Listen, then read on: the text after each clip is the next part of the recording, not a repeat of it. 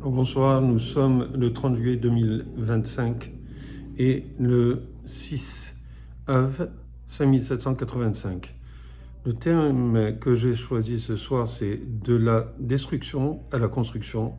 C'est nous les responsables. Je crois que vous avez tout compris. On parlait du temple. Depuis la destruction du temple, nous étions les responsables de cette destruction et nous sommes encore responsables pour arriver à la construction de ce temple. Du temple de Jérusalem, la maison de Akadosh Baruch Hu, la maison de Dieu, qui a perdu son toit depuis qu'il a détruit, puisque c'était l'endroit où il y avait une présence. On voyait, on sentait la présence de Akadosh Baruch Hu constamment, parce qu'il y avait énormément de miracles qui se déroulaient et on sentait la Kedusha. Pas seulement quand on venait au Beth Amikdash, mais le fait juste d'être à Jérusalem, il y avait cette ambiance, il y avait cet esprit, il y avait cette influence de Kedusha, de sainteté, qui venait du Beth Amikdash et qui était diffuse dans tout le peuple. Vous savez, on a une mitzvah qui s'appelle Aliyah la Regel. Ça veut dire qu'on devait monter à pied de toutes parts d'Eretz Israël, 3 fois par an, pour les 3 Egalim, les 3 fêtes, c'est-à-dire Pessah, Shavuot et Sukkot. Et pourquoi? Parce que c'est une mitzvah qui nous donne la possibilité de nous inspirer, de nous abreuver à la sainteté qu'il y avait au Beth Amikdash, qu'il y avait à Jérusalem aussi. Donc, malheureusement, nous avons perdu notre temple et malheureusement, c'est à cause. Le premier temple, vous savez, c'était à cause des fautes d'Avodah Zara, de Gilui Arayot, de Shfichut Damim, c'est-à-dire de l'idolâtrie, des fautes concernant toutes les fautes sexuelles, etc. Et Shfichut Damim, et aussi le fait qu'ils avaient versé du sang. Donc on voit qu'il y avait versé du sang entre les Juifs. Donc c'était grave, c'est très très grave. Alors que le deuxième temple, nous savons qu'il a été détruit du fait de la mésentente dans le peuple juif et du fait qu'il y avait du lachon hara, c'est-à-dire que, puisqu'il y avait une mésentente, alors ils s'en donnaient à cœur joie, ils tapaient là où ils pouvaient sur les uns sur les autres, et pour cause, il faut comprendre que le fait d'avoir une mésentente, c'est parce que il y a ce qu'on appelle le syndrome des chefs ou des rois. Chaque juif pense qu'il est roi, chaque juif pense qu'il a qui descend directement j'allais dire de l'accuse de Jupiter, non. Mais il faut savoir que chaque juif a une âme qui est divine. Et cette âme, elle a la présomption de vouloir ressembler à Dieu, d'accord? Alors, quand un juif pense qu'il a raison, il va jusqu'au bout. Il pense qu'il est comme Dieu, qu'il peut décider, qu'il pense juste, qu'il est parfait. Alors que ce n'est pas vrai. Alors qu'on a tous des manques, alors qu'on a tous des défauts, bien que, effectivement, il y a des tzadikim qu'on appelle, par exemple, comme Moshe Rabbeinu, on l'appelait Isha Elohim, ou les prophètes, on les appelait les hommes de Dieu. Pourquoi? Parce qu'ils avaient cette proximité avec Akadosh Baruch Hu, puisque Dieu leur parlait. Donc ils avaient cette grandeur. Mais normalement, chaque juif devrait être capable d'arriver au niveau d'être un prophète. Parce qu'il a en lui cette capacité, il a dans sa neshama cette capacité de grandir et de dire qu'il est un homme de Dieu, autrement dit un représentant de Dieu sur terre, puisque les prophètes, c'est ça ce qu'ils font. Donc, imaginez un peuple de prophètes. Et d'ailleurs, il y avait énormément de prophètes, il y avait des écoles de prophètes dans le temps où il y avait les prophètes, du temps avant la destruction du deuxième temple, il y avait des prophètes. Et je pense même la destruction après la destruction du premier temple, il y avait Daniel, et il y en a qui disent que ce n'était pas un prophète. Donc après, au temps du deuxième temple, il y avait Ruach HaKodesh, si je ne me trompe pas, mais il n'y avait pas encore, il n'y avait plus la prophétie en tant que telle. Mais il y avait du temps où des prophètes comme Zecharia, Ishaïa, Irmia, etc. C'était un temps où il y avait énormément de prophètes et des écoles de prophétie parce que il fallait comprendre et savoir interpréter les messages de Hakadosh Baruch Hu qui nous donnait à travers certaines visions, il y avait une façon de décoder le message de Hakadosh Baruch Hu pour être un vrai prophète. D'ailleurs, par exemple, quand il y avait l'histoire de Eliyahu Navi avec les prophètes du Baal, il y avait les prophètes du Baal qui, eux, prophétisaient au nom de Baal, qui était une Avodazara, et qui était, malheureusement, c'était assourd, et ils n'avaient pas le droit de faire, jusqu'au moment où il y a un avis venu et les a mis au défi de faire un test pour voir qui est le vrai prophète, ou lui ou les prophètes du Baal. En tout cas, pourquoi je vous dis ça, c'est parce que je reviens au fait que chez nous, il y a c'était pas comme dans les autres religions monothéistes, où on voit que il y avait un prophète qui s'appelait Mohammed, par exemple, un seul, et encore, ce n'était pas un prophète parce qu'il n'y a aucune preuve comme quoi il a prophétisé. Il était seul avec le soi-disant ange ou l'archange Gabriel qui lui a parlé, mais il n'y a pas de vérification sur ça. Donc, mais quand on parle des Juifs, on parle énormément de prophètes qu'il y a eu. Et les plus grands, on les a mis dans le Tanakh, dans la Bible. En tout cas, pour faire une histoire courte, quand on voit que le peuple juif est constitué d'âmes extrêmement hautes, alors on comprend que chacun veut, à un moment donné, ou se prend pour lui-même quelqu'un de très important, et il ne supporte pas que l'autre ait cette importance. Un petit peu comme des enfants qui veulent avoir l'attention de leur père. Des enfants qui veulent être les chouchoutés du père, et donc chacun essaye de jouer des coudes pour apparaître. Et donc ça entraîne comment dirais-je,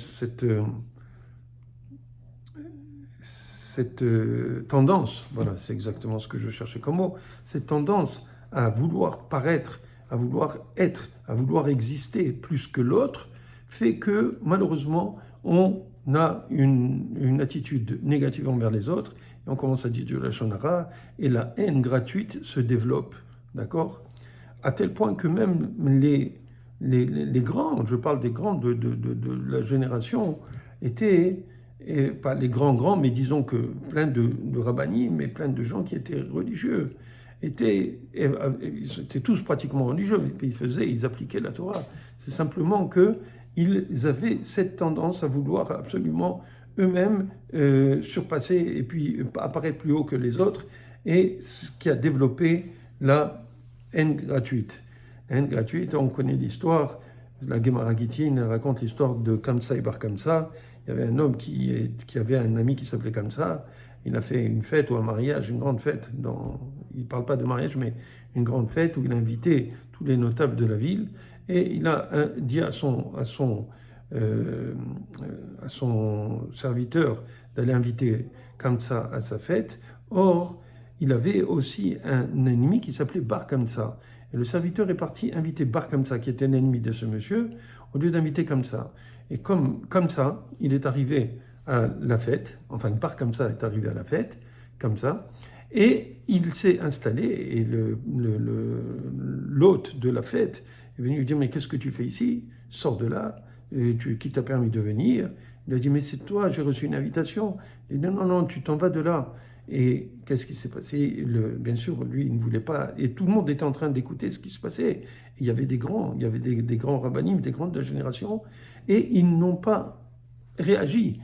Qu'est-ce qui s'est passé? Il lui a dit, écoute, je te paye mon plat. Il dit, non, rien à faire. Je te paye la moitié de la fête, rien à faire. Je te paye toute la fête, rien à faire, tu t'en vas de là. Et comme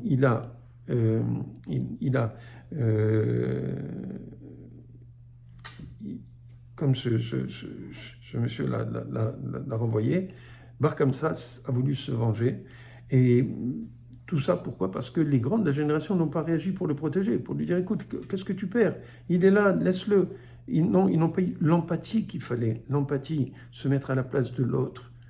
Et ça, c'est quelque chose de très grave. Parce qu'on doit ressentir le malheur des autres. Et plus encore, mes chers amis, il faut ressentir le bonheur de l'autre. Ça veut dire que quand quelqu'un est heureux, on doit justement ressentir la joie que l'autre a.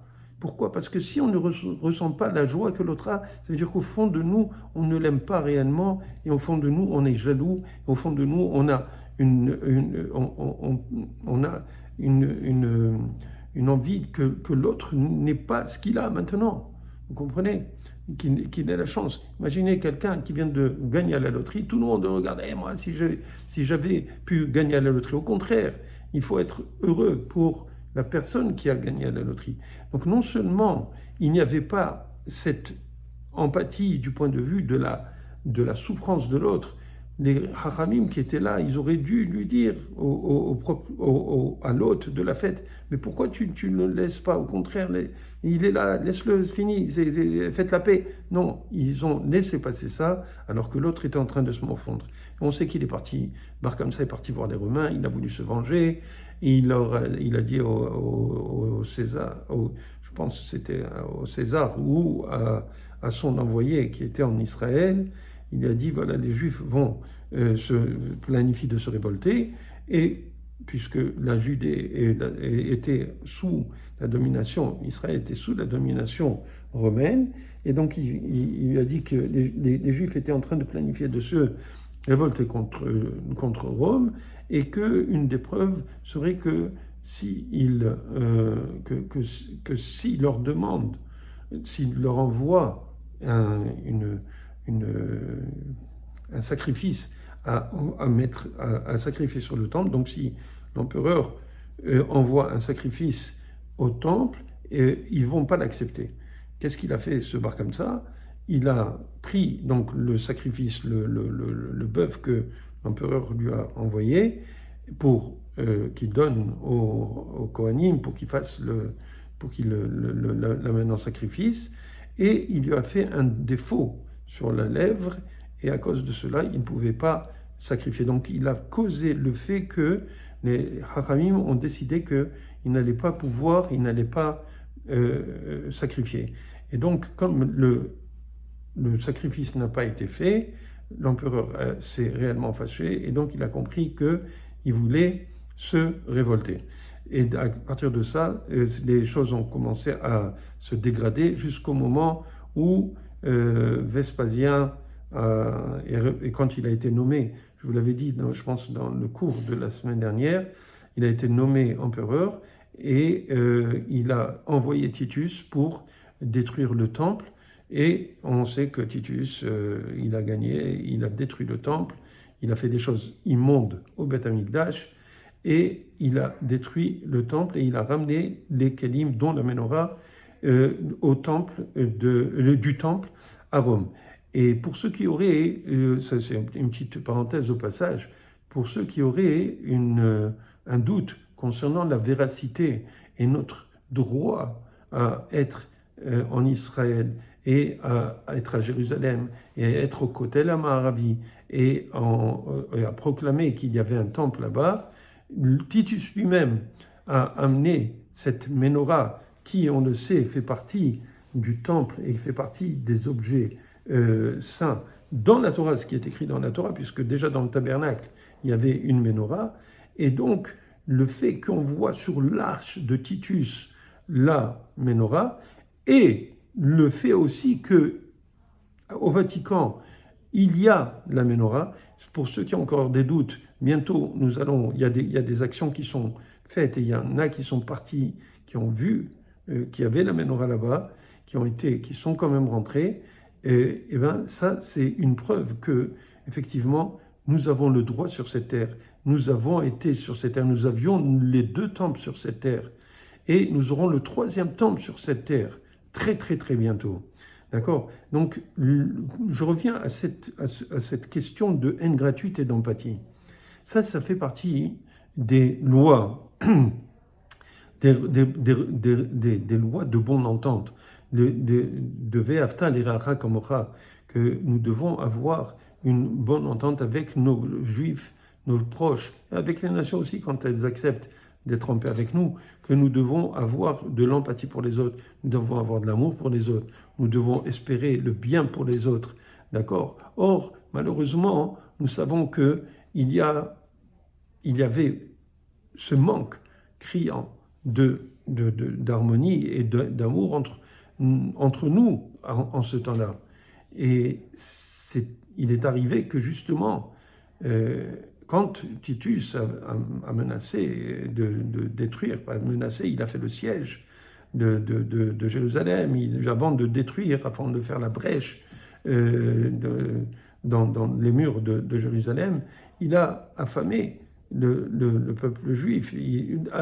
En fait, c'est pas vraiment lui, parce qu'en fait, il y avait de quoi tenir le siège pendant, je pense, au moins 20 années. Il y avait 3 riches à Jérusalem qui avaient des réserves pour tenir 22 ans. Et malheureusement, ce qui se passe, c'est comme je vous disais, chacun pense qu'il a la science infuse, chacun pensait que c'était sa façon qui devait être prise en compte. Il y avait des factions, entre les Juifs. Et on sait qu'il y avait les pharisiens qui s'appellent les Pérouchim. Les Pérouchim, c'est ceux qui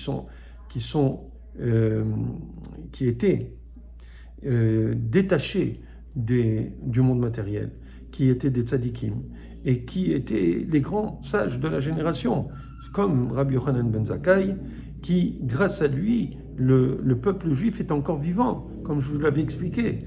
D'accord?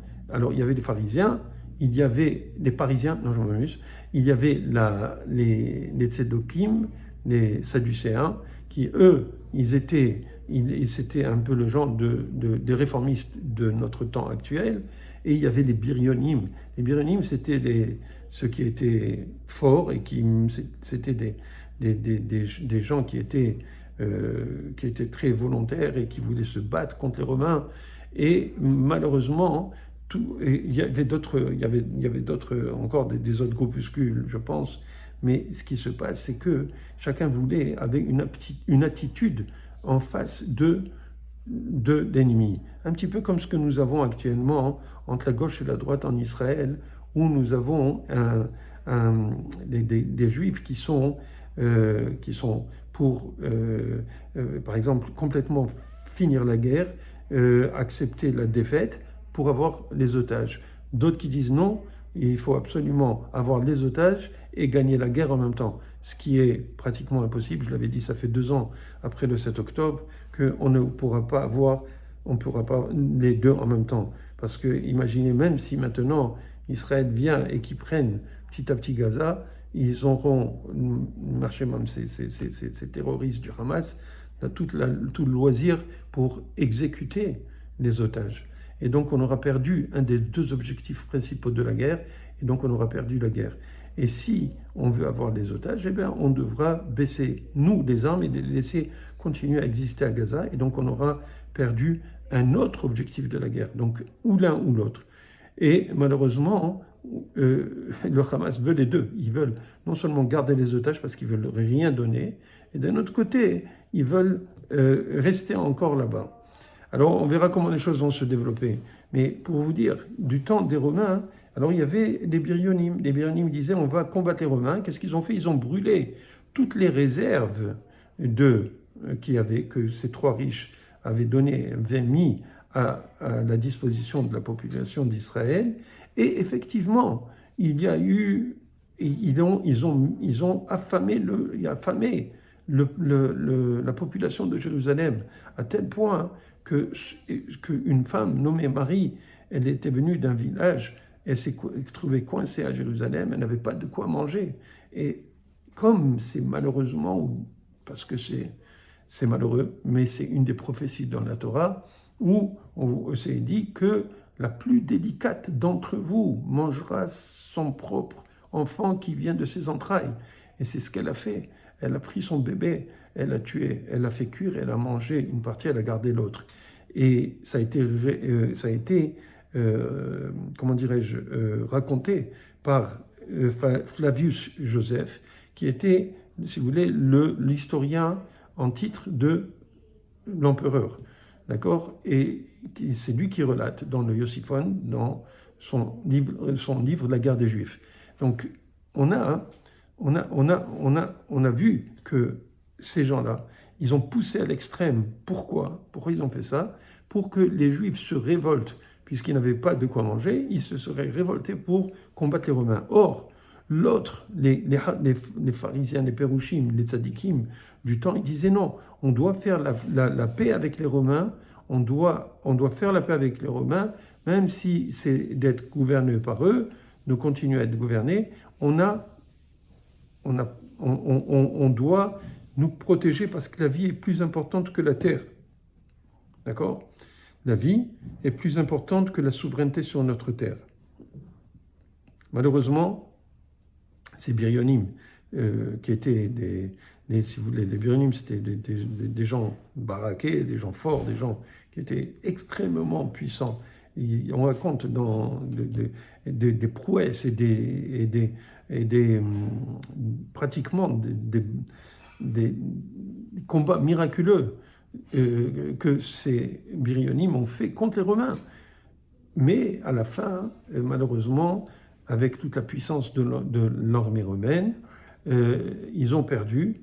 Et auparavant, c'est Rabbi Yochanan ben Zakkai qui, lui, a essayé de rejoindre Vespasien et il a, c'était le mari de sa sœur, je pense, son beau-frère, c'est raconté dans Gittin, il lui a demandé conseil et il lui a dit qu'il fallait comment faire pour pouvoir passer à travers les murs sans se faire attraper par ces birionim qui étaient en fait ses collègues. Et lui, c'était le chef des birionim, mais il n'était pas d'accord avec eux. Il lui avait dit, écoute, si je m'oppose à eux, ils vont me tuer. Donc, je vais te dire comment faire. Et Baruch Hashem, Rabbi Yochanan ben Zakkai est passé à travers les postes de garde de ces birionim. Il est sorti dans un cercueil dans lequel on avait mis une charogne. Imaginez le pauvre, comment il devait, pour qu'ils sentent que c'était le... Ils avaient dit qu'il était mort. C'était tout un comment dirais-je, une mise en scène pour qu'il puisse sortir. En fin de compte, quand il est arrivé chez Vespasien, il lui a dit salut à l'empereur Vespasien. Il lui a dit d'abord tu mérites d'être tué parce que premièrement je ne suis pas empereur et donc tu ne peux pas m'appeler empereur. Deuxièmement, pourquoi tu n'es pas venu me voir plus tôt? Il lui a dit si je ne suis pas venu plus tôt c'est à cause des birionim. Mais entre-temps il lui a dit que le fait que Jérusalem a été donné à quelqu'un, un être humain, ben c'est parce que ça ne peut être donné que entre les mains d'un grand roi. Et donc, effectivement, entre-temps, il y a eu un messager qui est venu de Rome pour lui dire que le Sénat avait voté pour que Vespasien soit empereur. Et donc, il est devenu empereur, il a envoyé Titus, qui lui a détruit le temple. Donc, tout ça, il y avait bien sûr d'autres histoires, mais simplement, il faut comprendre que ces antagonismes qu'il y avait entre les groupes, c'est inhérent au peuple juif. C'est pas de maintenant. On voit on dit que quand chaque juif a une opinion différente de l'autre, et effectivement, on comprend, mais en fin de compte, je ne sais pas combien de partis, si vous voyez, aux États-Unis, je pense que les deux grands partis, c'est les républicains et les démocrates. En Israël, il y a je ne sais pas combien de partis. Même ici au Canada, il y en a, mais on ne les connaît pas. Il y en a, ils sont complètement insignifiants. Il y en a 3, 4 maximum. Et puis le reste, on ne le voit pas. Mais en Israël, il y en a beaucoup. Pourquoi? Parce qu'on a chacun notre opinion et chacun... Bon, en tout cas, ça bouge énormément au niveau des alliances politiques, etc.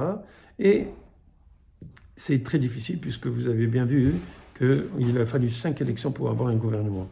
En tout cas, ce que je voulais vous dire, c'est que si on a eu la destruction, c'est parce qu'il y avait la sin atrinam, il y avait la haine gratuite. Ça, c'est des relations qu'on a avec nos prochains, notre prochain et nos prochains. Et on doit justement, en tout cas, s'il y a eu ces destructions, c'est à cause de cela. C'est parce qu'il manquait d'empathie, il manquait de respect les uns envers les autres, il manquait d'amour les uns envers les autres, il y avait de la haine les uns envers les autres. Et à cause de cela, Kadosh Baruch Hu a détruit le peuple, excusez-moi, le peuple. Il y a eu il y a des milliers, des millions de Juifs qui ont été tués durant toute cette période de destruction du temple, la destruction de la ville de Bétar, qui a été... imaginez, il y avait tellement de morts il y avait des rivières de sang qui allaient jusqu'à la mer. Imaginez un petit peu, c'est complètement fou. On n'a pas l'impression, mais les guerres qu'il y avait avant, c'était des guerres cruelles, sauvages, vous comprenez? Et malheureusement, depuis depuis la création du monde, on voit qu'il y a toujours les forces du bien contre les forces du mal.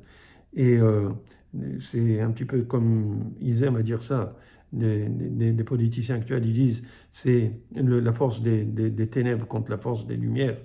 Et effectivement, c'est cela, parce que c'est la réalité, parce qu'ils comprennent au fond d'eux-mêmes qu'il y a des forces du mal, qu'il y a des forces qui veulent la destruction des autres. Quand on voit ce qui s'est passé, que ce soit le 7 octobre, que ce soit c'est un pogrom immonde, complètement fou. On avait perdu cette sensibilité, on était devenus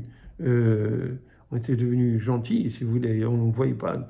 Il y avait des explosions, il y avait des attentats de terroristes, il y a toujours eu.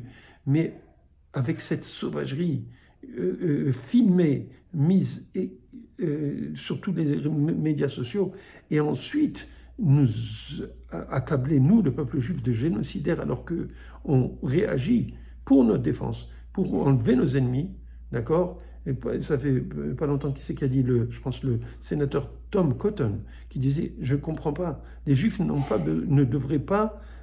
Tom Cotton, c'est un sénateur américain, républicain. Il a dit, Israël ne doit pas donner d'aide à Gaza, pas du tout. Ce sont des ennemis, c'est la loi de la guerre, et il n'y a pas à leur donner. Imaginez, on est en train de changer, de tordre la logique humaine, ok, parce qu'il y a cet antisémitisme qui ne nous lâche pas. Vous savez, je l'avais dit, et c'est écrit, Yakol Kol Yaakov et Yadaim Yadei Esav. Quand il y a le col de Yaakov, c'est-à-dire la voix de Yaakov, la voix de la Torah, alors il n'y a pas les mains de Esav, les mains de Esav qui, elles, sont là pour nous faire du mal, pour nous tuer. On sait que les Romains, ils descendent de Esav. Depuis le temps, depuis Avraham Avinu avec Nimrod, et ensuite Yitzhak avec Ishmaël. Ishmaël voulait tuer Yitzhak, le fils d'Avraham. Et ensuite, on a Yaakov et Esav qui voulait tuer Yaakov. Esav, c'est l'ancêtre de Rome. Esav, c'est l'ancêtre des pays occidentaux actuels. Et regardez, ces pays occidentaux, ils se mettent tous contre nous. Hier, c'était la France qui voulait reconnaître l'État palestinien, qui, elle, était heureuse de ce qui s'est passé le 7 octobre.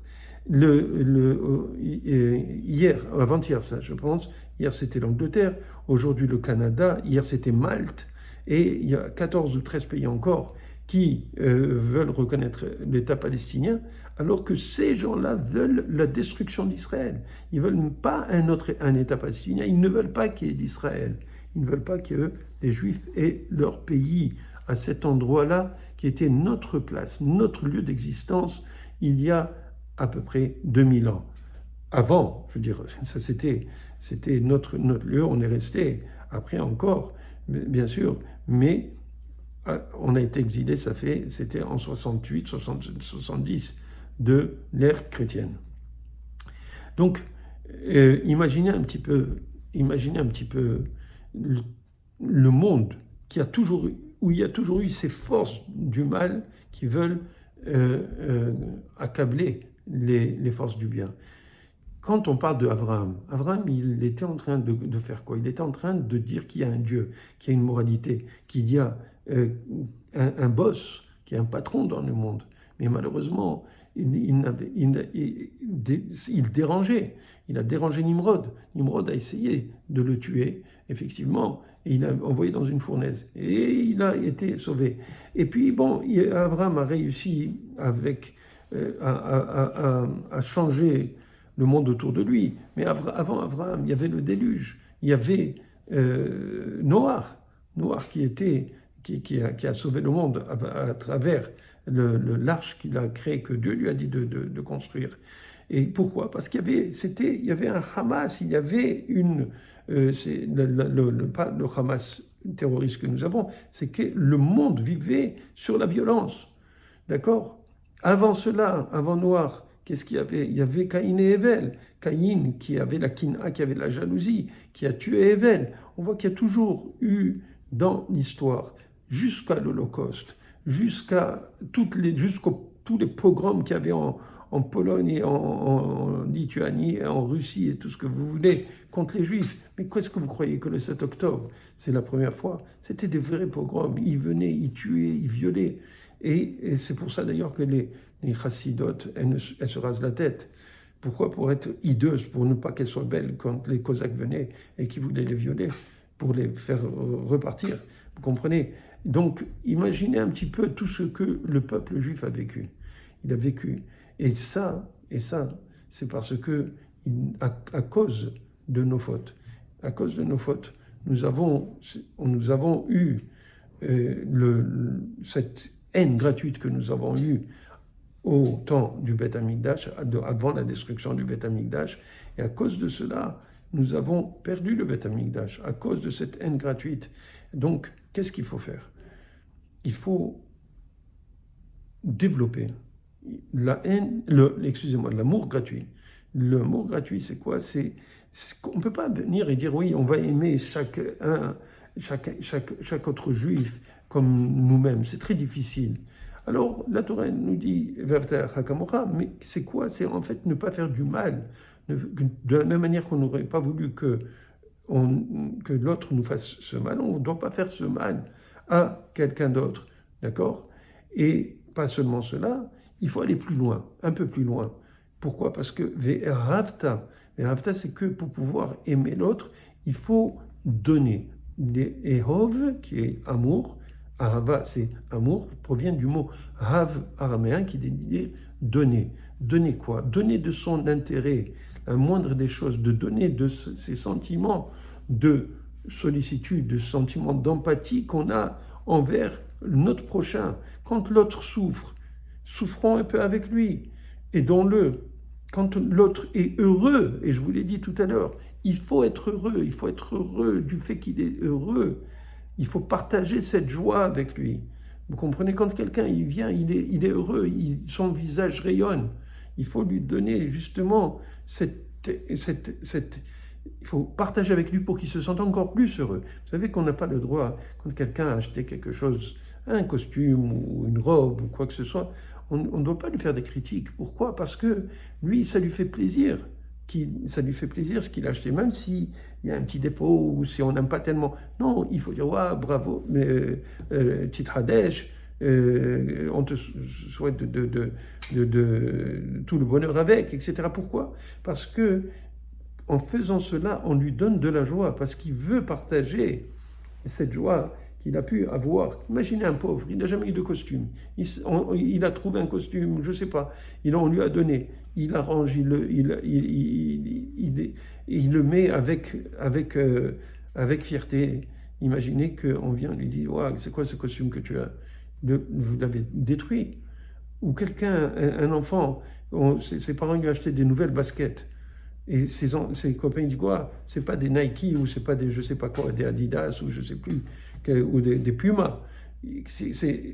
On est en train de lui enlever toute cette joie qu'il a d'avoir des nouvelles chaussures. Vous comprenez? Et ça, c'est très important parce que on doit favoriser l'harmonie entre nous. Akadosh Baruch Hu, qu'est-ce qu'il veut? Et c'est pour ça qu'il a détruit le temple, en fait, et je vais vous le dire. Parce que Akadosh Baruch Hu, lui, c'est notre Père. Il veut que tous ses enfants vivent en harmonie dans sa maison. il veut que les uns respectent les autres, que chacun aide l'autre, et que tout le monde travaille ensemble, comme dans une ruche où il y a une entente, et chacun connaît son travail, et donc il veut que tout le monde soit, comment dirais-je, et sa place, chacun a sa place, et que chacun doit donner son effort pour le bien de tout le monde, et tout en respectant l'autre. Si Akadosh Baruch Hu, ou si un père, il vient dans sa maison, il voit que les enfants se bagarrent, et que l'autre, il y en a peut-être un qui reste dans son coin, mais il n'a pas imposé sa vue parce qu'il ne veut pas ajouter de l'huile sur le feu. Mais les autres, ils se bagarrent comme des fous. Et qu'est-ce qu'il va faire le père? Il va être heureux, il va dire c'est ça ce que j'ai engendré comme famille. Non, c'est pas ça. Donc, à un moment donné, si ça dégénère réellement, il va réellement saper. Il va venir, il va rentrer et il va mettre de l'ordre d'une façon, comment dirais-je, drastique. Pourquoi? Parce qu'il ne peut pas se permettre de rater sa mission. Un père, il veut qu'il y ait sa descendance, que sa descendance continue son projet. Akadosh Baruch Hu, il a un projet. Il a un projet et il nous a pris, nous, le peuple juif, en tant que, si vous voulez, les garants du contrat de l'humanité avec Akadosh Baruch Hu. Ce contrat de l'humanité, c'est la Torah. Ce contrat, d'ailleurs, il a créé avant nous. D'accord? Ces instructions pour que le monde puisse vivre en tant que monde d'une façon harmonieuse, il a donné ces instructions au Béné Israël, à cet enfant qui est dans son coin là-bas, qui n'ose pas rentrer dans les disputes, d'accord? Et il lui donne, donc cet enfant, qui est le peuple juif, il lui a donné les instructions qui s'appellent la Torah. Ces instructions sont des instructions extrêmement dures à appliquer. C'est beaucoup plus dur que des instructions simples qui est de ne pas tuer, de ne pas voler. En fait, compte les 7 mitzvot de Béné Noir, les 7 mitzvot, de ne pas manger d'un animal encore vivant. Nous ne sommes pas des animaux. On ne peut pas manger d'un animal qui est en train de bouger encore. Il s'est pas arrêté de bouger. Un lion, il mange un animal pendant qu'il est en train de bouger, il continue à le manger. Vous comprenez? Donc, ça fait partie des 7 mitzvot de Béné Noir. Alors, pour que le peuple juif puisse donner un exemple aux autres nations, Dieu il a donné des instructions, beaucoup plus d'instructions, pour qu'il soit saint. C'est vrai qu'il est seul, il est saint. Saint, c'est comment dirais-je, séparé des autres. Il est séparé des autres parce qu'il a beaucoup plus de responsabilités. Et pour cela, il faut qu'il étudie ces instructions. C'est pour ça que nous avons la première mission des Juifs, c'est d'étudier la Torah, d'étudier, parce que ce contrat, c'est la Ketouba. Dieu s'est marié avec nous, il nous donne la responsabilité de tenir le monde. Donc, en étudiant la Torah, en appliquant les mitzvot, qui sont d'un niveau beaucoup plus élevé que toutes les autres mitzvot de Béné Noir, qui sont juste 7. Les 7 mitzvot, c'est quoi? C'est juste pour pouvoir vivre en harmonie. Alors, Akadosh Baruch Hu, il veut que nous vivions en harmonie, qu'il n'y ait pas de Hamas, qu'il n'y ait pas de violence comme au temps du déluge. C'est pour cela que les mitzvot de Béné Noir sont de ne pas voler, de ne pas tuer, de ne pas commettre d'adultère, d'avoir des batédinim, des maisons de justice, vous comprenez, pour mettre la justice dans le monde, de ne pas, shalom, blasphémer Dieu, et de ne pas avoir d'autres dieux que Dieu. Même les goïms, ils doivent reconnaître qu'il y a Dieu, qu'il y a un Père. Vous comprenez? Ça, c'est tout le travail. Tout le travail. Et nous, comme nous avions cette mission qui est énorme, et nous n'avons pas su garder cette entente entre nous, cet amour entre nous, ce respect entre nous, alors Akadosh Baruch Hu a dit, alors je ne peux pas avoir ma maison, d'accord, qui est parmi ces enfants-là, c'est plus la maison de mes enfants, donc je vais le détruire jusqu'au moment où ils vont faire teshuva. Et voilà, ça fait 2000 ans que nous attendons qu'ils reconstruisent le troisième temple, qu'il nous envoie le Mashiach pour pouvoir enlever les forces du mal complètement et définitivement. C'est ce que nous attendons avec impatience. Et Bezrat Hashem, nous pensons que bientôt, Bezrat Hashem, d'après ce que nous voyons, vous savez, je l'ai dit, le fait que nous voyons que les religieux sont persécutés en Israël par les Juifs eux-mêmes, de la même manière qu'ils étaient, les Biryonim persécutaient les religieux dans le temps des Romains, eh bien, c'est écrit dans la Gemara Sota, dans le Talmud, dans le traité Sota du Talmud, que quand un des signes de la venue du Mashiach, c'est quand il y aura des accusations contre les Talmidei Chachamim. Or, là, je viens de lire que la Knesset peut-être va se réunir à la demande de au moins 25 députés de la Knesset, va se réunir en été alors qu'ils sont en vacances, ou ils rentrent en vacances, pour débattre du problème de l'engagement des étudiants talmudiques dans l'armée. Alors que Rabbi Yochanan ben Zakkai avait demandé à Vespasien, parce que Vespasien, quand il est devenu empereur, et que Rabbi Yochanan lui a annoncé, il a vu que c'était quelqu'un de grand, il a dit « Qu'est-ce que tu demandes ?»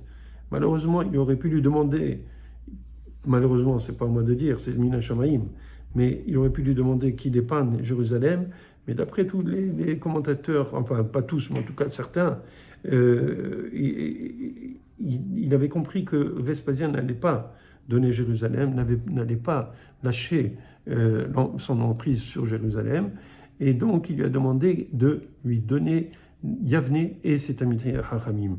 Yavne et les Talmidei Chachamim du temps, et de là est ressortie toute la lignée des Talmidei Chachamim qui ont développé, qui ont transmis la Torah orale et écrite bien entendu, la Torah orale et tous ses enseignements jusqu'à arriver à écrire la Mishnah, la Gemara, le Talmud, qui jusqu'à présent nous ont donné le Shulchan Aruch, nous donnent la possibilité de continuer à appliquer les règles de la Torah pour nous, pour le peuple juif.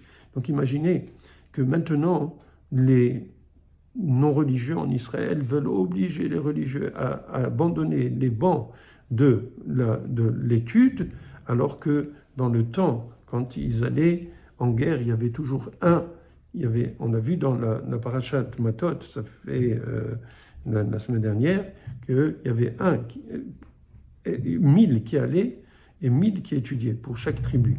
Donc il y a toujours, si on suit ce modèle, il faudrait qu'il y ait peut-être 300 000 étudiants de yeshivot qui étudient la Torah. Et là, on aurait certainement gagné toutes les guerres que nous avons, et probablement que le Mashiach serait arrivé déjà. Alors, espérons que, Bezrat Hashem, les choses vont s'arranger, qu'ils vont arrêter de persécuter les Talmidei Chachamim et les Bnei Yeshivot en Israël, de telle manière que Kadosh Baruch Hu, il nous envoie le Mashiach. Comment ça va se passer, je ne sais pas exactement, mais on voit que toutes les nations sont en train de développer l'antisémitisme comme jamais il y a eu auparavant, où ils veulent rendre le peuple juif qui a été victime, ils veulent lui donner cet aspect d'état génocidaire. Chas v'shalom, c'est complètement fou. Le monde est à l'envers et nous allons, Bezrat Hashem, c'est un deuxième signe comme quoi le Mashiach n'est pas loin, parce que les nations vont se retourner contre nous, toutes les nations vont se retourner contre nous et vont venir contre Jérusalem. C'est prévu, on l'a vu dans Yecheskel, dans Zecharia, les prophètes. Allez-y voir, Ézéchiel 38, Zecharia 14. Les prophéties sont glaçantes, mais on a besoin de passer par là, malheureusement, pour avoir l'investiture du Mashiach dans le monde, et en même temps la disparition du mal pour l'éternité. Alors espérons que nous, notre génération, va être témoin de cet avènement messianique qui sera historique bien sûr, et qui va nous donner la chance, espérons-nous, de voir la splendeur revenir à Jérusalem à travers le Mashiach, à travers le temple qui va être construit, et avec tout ce qui va s'y passer, et avec la gloire de Dieu qui va apparaître d'une façon claire, Be'ezrat Hashem, très bientôt. Alors, faites des likes sur la vidéo pour qu'elle soit plus mise en avant, pour que d'autres puissent partager avec vous cette chance d'avoir étudié un petit peu avec nous ce soir. Kol Tuv. Au revoir.